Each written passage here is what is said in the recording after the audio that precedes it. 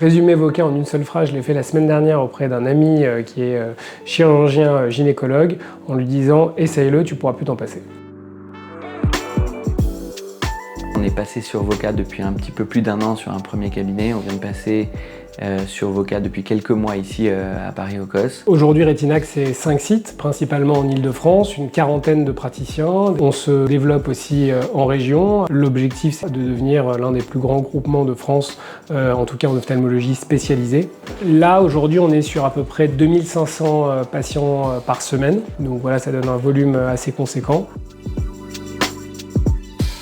Donc avant l'arrivée de Voca, je sais que les secrétaires rataient beaucoup d'appels patients, qu'il était encore plus difficile de gérer le flux de patients sur place et en même temps à distanciel par le téléphone.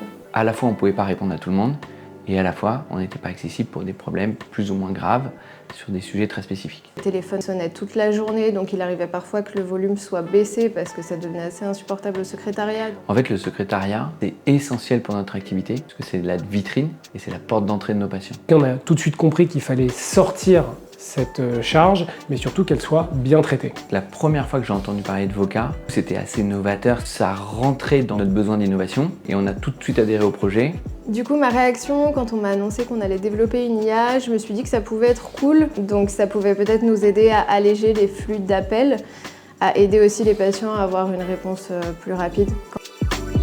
Vis-à-vis de la prise en charge de Voca, je m'y suis habituée très vite parce qu'en fait ça apparaissait sur l'app sous forme de liste, donc ça nous permettait aussi parfois de préparer la gestion du message en lui-même. On lisait le message, on pouvait déjà préparer les rendez-vous à potentiellement proposer aux patients avant même de l'appeler. L'IA permet typiquement sur des consultations, même à pathologie, de vous leur dire « Bonjour, je veux avoir un rendez-vous pour un OCT. Voilà, vous avez votre rendez-vous pour votre OCT, bonne fin de journée ». Et donc du coup, il y a justement tout ce désengorgement de ce flux. Et de l'autre côté, les patients qui trouvent très rapidement des rendez-vous grâce à cette IA. Les patients savent qu'ils ont accès au secrétariat et que si la réponse n'est pas instantanée, elle aura lieu dans la journée. Et ça leur suffit. Voca devient l'agent centralisateur de la relation centre-patient. Depuis l'installation de Voca, du coup, j'ai quand même l'impression que ma journée a changé parce que Voca me permet parfois de répondre par mail directement à des patients dont la question a été assez claire quand ils se sont adressés donc à l'assistante Voca, ou de répondre par SMS pour que derrière on reprenne la chose, par exemple me donner un créneau auquel les rappeler parce que je n'ai pas réussi à leur joindre.